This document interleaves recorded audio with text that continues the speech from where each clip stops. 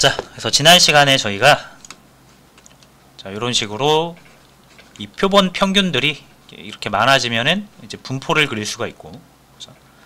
그리고 분포를 그릴 때 이런 모양이 아니라 표본 평균들은 이렇게 무작위한 모양이 아니라 항상 이런 종 모양을 그리는 정규 분포 모양으로 나타나더라. 그리고 이게 이제 통계에서 가장 중요한 정리 중에 하나인 중심 극한 정리라는 걸로 밝혀져 있습니다. 자세한 내용은 여러분들 한번 따로 찾아보시길 바라고요. 그래서 이제 요게 아니고 요거라는 사실. 자, 그러면 이제 우리가 여기까지 좀 지루한 개념적인 내용들을 진행을 했는데, 이제 요걸 한번 직접 테스트를 해볼 거예요. 코드를 이용해서. 자, 정말로 우리가 표본을 뽑아서 표본들의 평균을 내면은 요렇게 정규분포 모양이 나오는지를 봐야겠죠?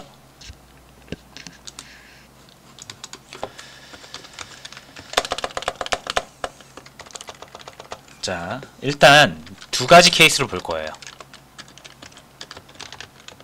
자, 케이스 1. 자, 지금 요게 이제 우리가 하려는 게 뭐냐면 요거예요. 정말 표본 평균은 정규 분포를 띨까?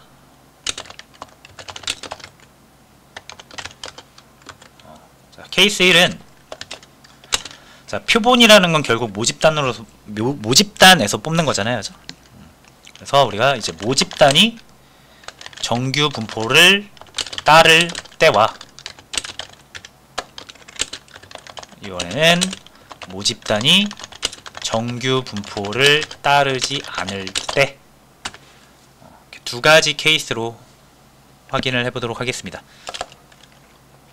자, 일단 요거를 우리가 하기 위해서는 자, 일단 샘플링,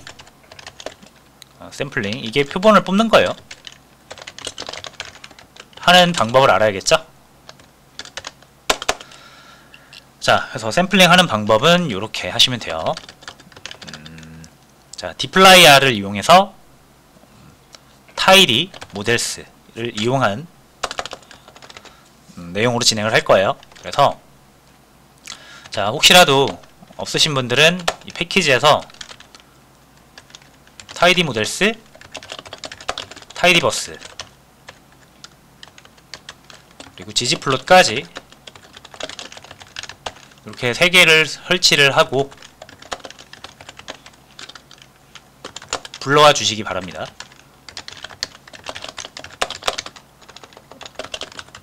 이렇게 ggplot2예요. 참고로 이렇게 해서 이거 실행을 해주시면 되는데, 저 같은 경우는 세 개 다 설치가 돼 있어서 설치는 하지 않고 불러오기만 할 거고요. 여러분들은 요거 직접 실행해서 설치까지 해주셔야 돼요. 안 하신 분들은.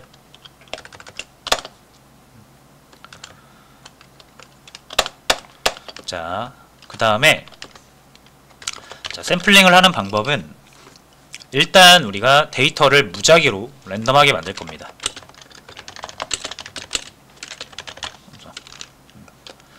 자, 왜 랜덤하게 일단 데이터를 생성할 거냐면, 우리가 여기 분명히 데이터를 준비해 놨는데도 불구하고, 자, 왜 랜덤 데이터를 생성하냐면 정규 분포를 따르는 모집단을 만들기 위해서 그래요. 됐죠? 자, 일단 정규 분포 만드는 모집단을 만들기 위해서는 자, 여러분 r 놈이라는 함수를 쓰시면 됩니다.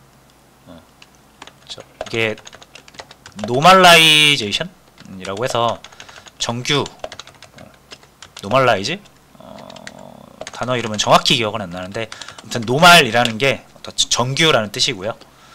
그리고 r은 랜덤이라는 뜻입니다. 그래서 정규 분포를 따르는 데이터를 랜덤으로 만들겠다는 뜻이에요. 그래서 n이 몇 개 만들 거냐 이거예요. 우리는 10만 개 만들겠습니다. 데이터 10만 개를 만들겠다 뜻이고요. 자, 그 다음에 정규 분포라는 거는 정규 분포 평균과 표준 편차. 자, 요런 내용이에요. 자, 이게 무슨 말이죠? 정규분포라는 게 이렇게 종 모양으로 생겼어요. 자, 그럼 우리가 이제 이 가운데 선의 의미를 알았죠? 이 분포가 그리는, 이 분포가 나타내는 데이터들의 평균이에요. 평균. 평균 M이라고 합니다, 보통. 자, 그 다음에 표준 편차는 뭐냐면 요렇게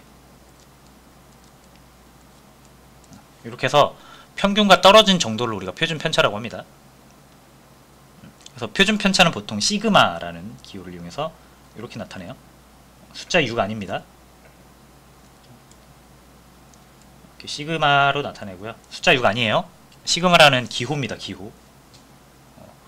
그리스 기호일 거예요, 아마. 자, 근데 여기에는 시그마가 2번. 그러니까 이렇게 2시그마. 여기는 3시그마고요. 여기는 마이너스 시그마, 마이너스 2시그마, 마이너스 3시그마입니다. 됐죠? 그래서 요 정도. 자, 요 정도면은 요렇게 거리가, 평균과의 거리가 3시그마만큼 차이가 있다라는 거죠. 요렇게 여기는 평균과의 거리가 1시그마 정도의 거리가 있다라는 거예요. 시그마는 뭐다? 표준 편차. M은 평균이에요. 자, 그러면 만약에 여러분 이 시그마가 현재 이제 1이라고 했을 때 만약에 시그마가 더 커지면 어떻게 될까요, 여러분? 자, 예를 들어 지금 요게 시그마가 1일 때 그림이라고 생각을 해보세요, 여러분. 자, 근데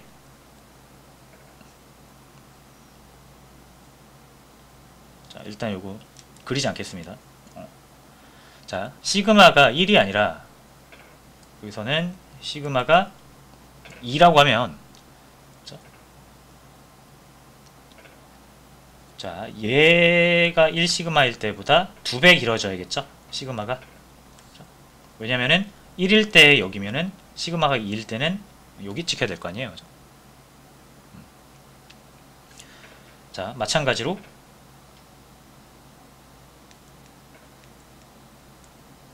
조금 더 늘릴게요. 마찬가지로 이만큼이 2시그마, 이만큼이 3시그마가 될 거고, 6 아니에요. 시그마예요. 시그마. 시그마가 6이랑 헷갈려서. 자, 그리고 여기도 원래 여기가 이제 마이너스 시그마인데, 그래서 2배를 해야 되니까 여기에서 마이너스 시그마가 생길 거고요. 요쯤이 마이너스 2시그마, 요쯤이 마이너스 3시그마 이렇게 될 거예요. 그죠? 자, 그럼 그림이 어떻게 그려질까요? 자, 평균은 같은데 이제 시그마가 늘어났잖아요. 그죠? 자, 그러면은 정확히 동일한 비율로 그려야 되기 때문에 이게 이렇게 낮아집니다. 이해되셨나요?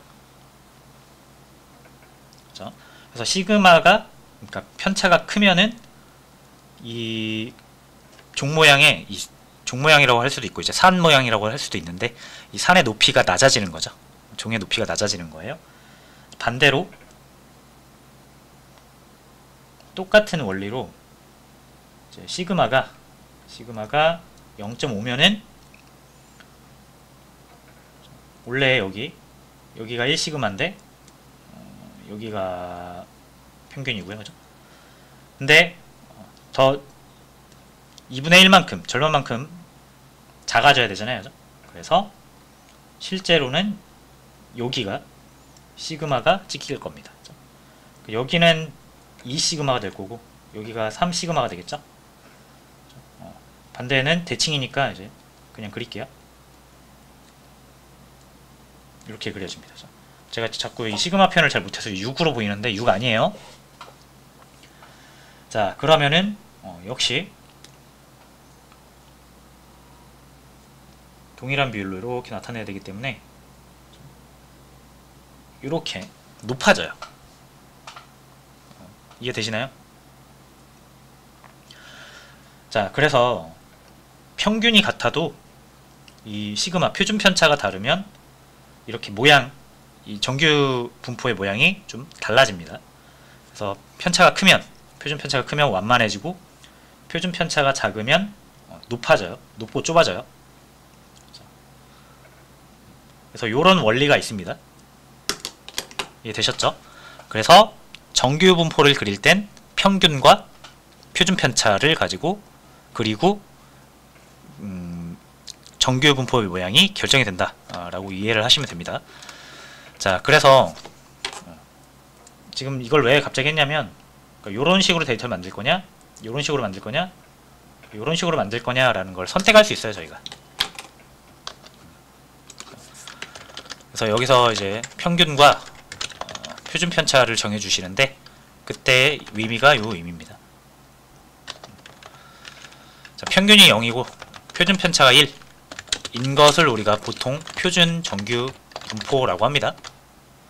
그래서 표준 정규 분포를 따르는 데이터 10만 개를 만들어줘 라는 뜻이에요. 그래서 이렇게 10만 개가 만들어지고요. 자, 10만 개고 데이터라고 할게요. 변수에 저장한 거죠. 이거는 이렇게 해야 됩니다. 그 다음에 자, 요거를 저는 디플라이어를 기본적으로 이용할 거기 때문에 데이터 프레임으로 좀 만들어 줄게요. 변수명은 x로. 그럼 이렇게 데이터 프레임 형식으로 만들어졌고요. 자, 그 다음에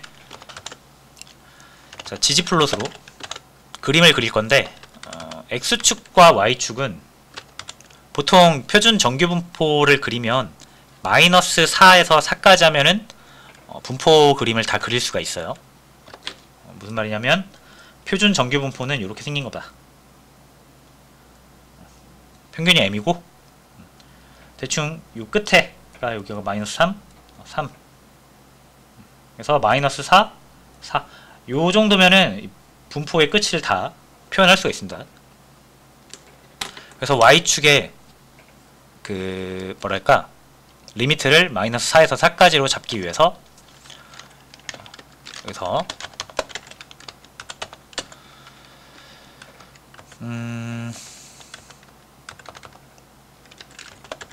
마이너스 4에서 4까지로 잡아주고, 그 다음 요 y값을 제가 여기를 x라고 했는데 x라고 하지 말고 y라고 할게요.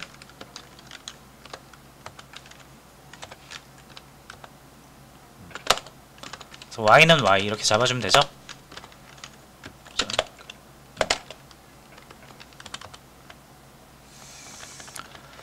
자, 그 다음에 요거를 히스토그램으로 그려보도록 하겠습니다. 잠깐만요. 자, 이 히스토그램 그릴 때는 y축은 정하는 게 아닙니다, 여러분. 자, 죄송해요. 여기를 그냥 이렇게 하시면 돼요.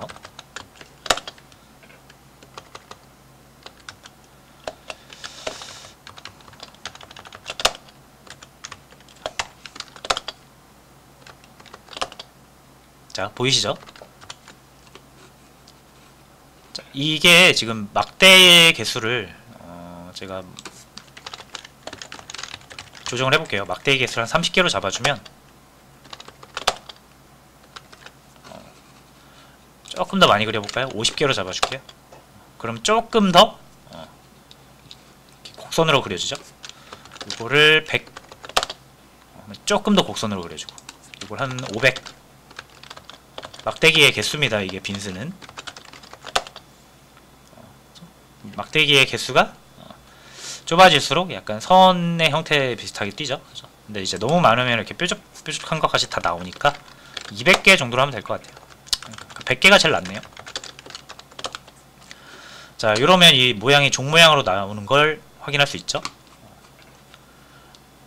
그래서 지금 우리는 10만 개의 데이터를 얻었는데, 그 10만 개의 데이터가 이런 분포를 띠고 있다라고 이해를 할 수가 있습니다. 됐죠?